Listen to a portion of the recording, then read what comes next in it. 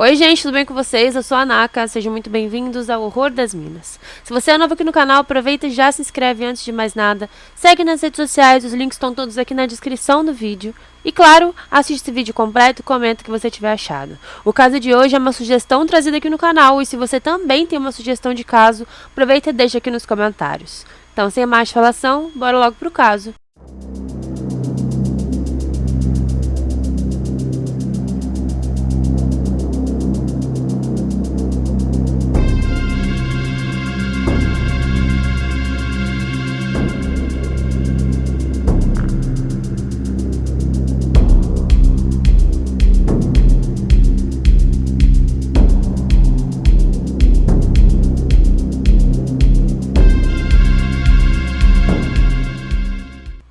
Nathaniel Bar-Jonah nasceu no dia 15 de fevereiro de 1957, em Massachusetts, Estados Unidos.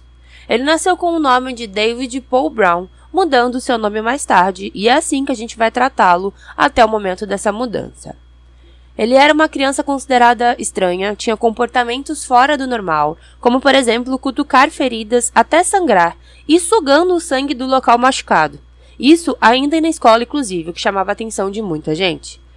Quando ele tinha 8 anos, ele chamou uma vizinha até o seu porão, dizendo que ele tinha um tabuleiro Ouija.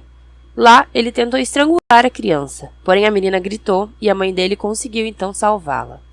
Nada aconteceu em relação a isso, e aos 15 anos, ele novamente tentou atrair 2 meninos a um cemitério, oferecendo $20 e uma surpresa. Mas a mãe deles ficou sabendo e não apresentou nenhuma queixa contra ele.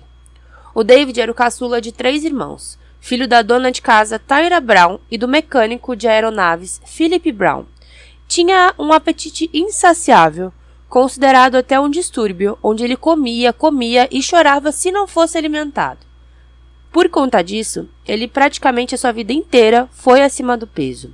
Além disso tudo, ele era frequentemente espancado por seu pai, que era um homem muito rígido e tinha medo que o filho crescesse esquisito. Em 1974, ele sequestrou uma jovem chamada Mary Patrone, de 10 anos. Ele abusou sexualmente dela e a libertou. Um ano depois, ele sequestrou Richard O'Connor, um garoto de apenas 8 anos que estava indo para casa. Nathaniel se fingiu de policial e abusou sexualmente do menino e o estrangulou. No momento do crime, uma vizinha viu a criança sendo pega e chamou a polícia. As buscas então foram iniciadas e o carro foi encontrado. Dentro do carro estava o Richard, todo ensanguentado, com urina, defecação e quase à beira da morte. Com isso, David foi preso pela primeira vez e condenado a alguns meses de prisão, onde ele passou em liberdade. Nessa época, ele estava concluindo o ensino médio, e um pouco antes da sua formatura e fim da sua sentença, ele novamente se passou por um policial e sequestrou uma menina de 9 anos e abusou dela sexualmente até ela passar mal. A polícia também foi notificada sobre isso, mas nada aconteceu. O seu modus operandi era sempre o mesmo, e sempre passava despercebido. Em 1977, ele sequestrou 2 meninos que estavam saindo do cinema, mais uma vez se passando também por policial. Os meninos foram algemados, um deles foi colocado no porta-malas, enquanto ele tentava sufocar o outro menino com seu peso. O menino conseguiu fugir, se fingindo de morto, enquanto tudo acontecia, e ele correu até a polícia denunciando o crime, salvando também o seu amigo. Então, aos 20 anos, o David foi condenado dessa vez por tentativa de homicídio, com uma pena de até 22 anos. Na cadeia, ele disse que tinha fantasias sexuais com assassinatos, canibalismo, dissecação de corpos, e por isso ele foi transferido para o hospital Bridgewater State, onde ele passou por uma internação psiquiátrica. Lá, em 1984, ele então mudou seu nome para Nathaniel Bar-Jonah, como uma forma de homenagear a sua origem judaica, mesmo que ele não fosse judeu. Para alguns amigos, ele disse que queria ser discriminado e perseguido como um judeu, e por isso que ele mudou seu nome. Em julho de 1991, ele então recebeu alta do hospital, e fora do local, um mês depois, ele atacou um menino de apenas 7 anos. O Nathaniel era um homem muito pesado, tinha mais de 130 quilos, e ele entrou no carro onde a criança estava, fora de uma agência de correio esperando a sua mãe, e sentou-se no peito do menino. As testemunhas, inclusive a sua mãe, viu toda a cena e correu então para salvá-lo, e o homem então fugiu rapidamente. Um dos policiais imediatamente lembrou da fisionomia do Nathaniel, que batia com o do criminoso, e pouco tempo depois ele foi novamente preso. Na delegacia, o homem disse então que só entrou no carro para sair da chuva, mas depois confessou que realmente queria matá-lo. Por confessar o crime, ele recebeu uma pena de 2 anos em liberdade condicional e teve que se mudar para Montana, onde sua mãe morava. Tudo até ficou tranquilo por um tempo, até que no dia 6 de fevereiro de 96, um menino de 10 anos, chamado Zachary Scherches, saiu de seu apartamento em direção à escola, fazendo sua rotina diária, porém ele nunca chegou até o local. Testemunhas relataram ter visto o garoto naquela manhã e um carro de 4 portas quase tê-lo atropelado. Também disseram que ele estava no beco chorando com um homem adulto, obeso, seguindo logo atrás. Um homem que conhecia o Nathaniel disse que ele estava no mesmo beco, usando uma jaqueta muito parecida com a de um policial. O Zachary nunca foi encontrado. As buscas foram iniciadas e investigações foram feitas, inclusive o encarregado do caso ignorou todos os criminosos sexuais, focando principalmente no Nathaniel. Ele tentou diversas vezes um mandado de busca em sua casa, onde ele morava com a mãe na época, mas foi negado. Pouco tempo depois, ele acabou saindo da casa da mãe.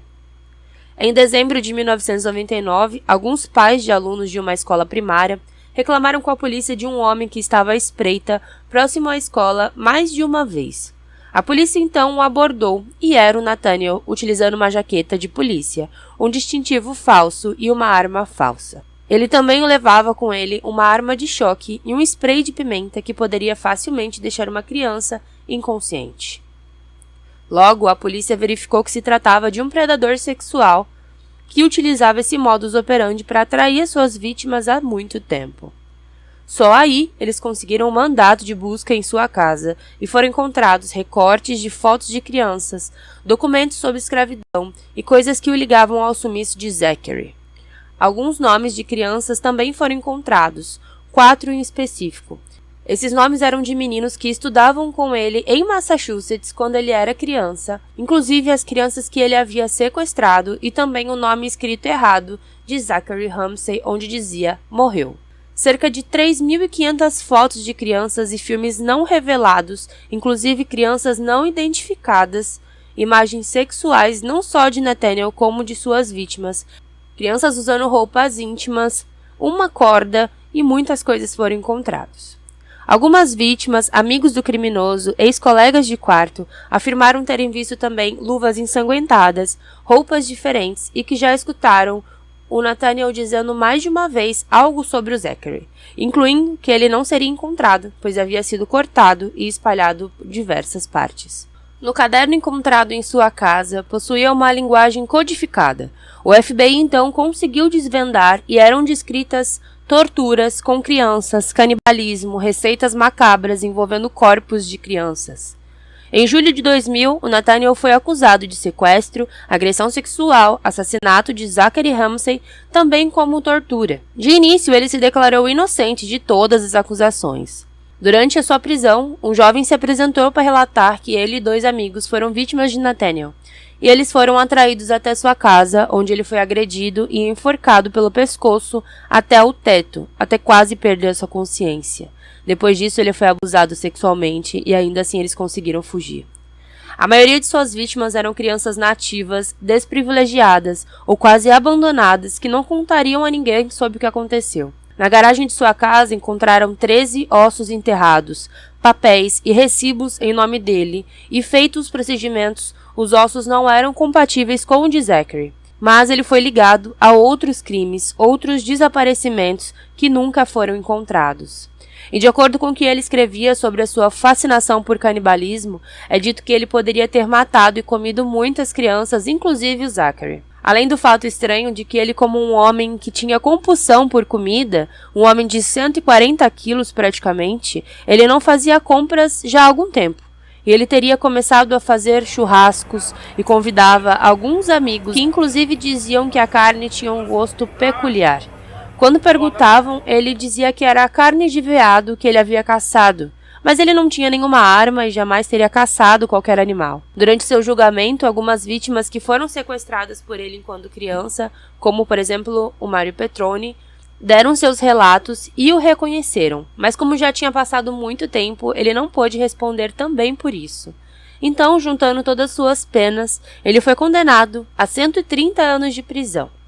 No dia 13 de abril de 2008, ele foi encontrado morto em sua cela aos 51 anos. Até o final de sua vida, mesmo com todas as provas, ele ainda alegava inocência. Então foi isso, gente. Espero que vocês tenham gostado desse vídeo. Se você assistiu até aqui, aproveita e já se inscreve, comenta o que você tiver achado, segue nas redes sociais. E lembrando que esse caso foi sugerido aqui por um inscrito, então se você também tem alguma sugestão, deixa aqui nos comentários ou então manda lá no Instagram, que aos poucos eu vou trazendo todos os casos que vocês me pedem. Então é isso, muito obrigada, valeu e tchau, tchau.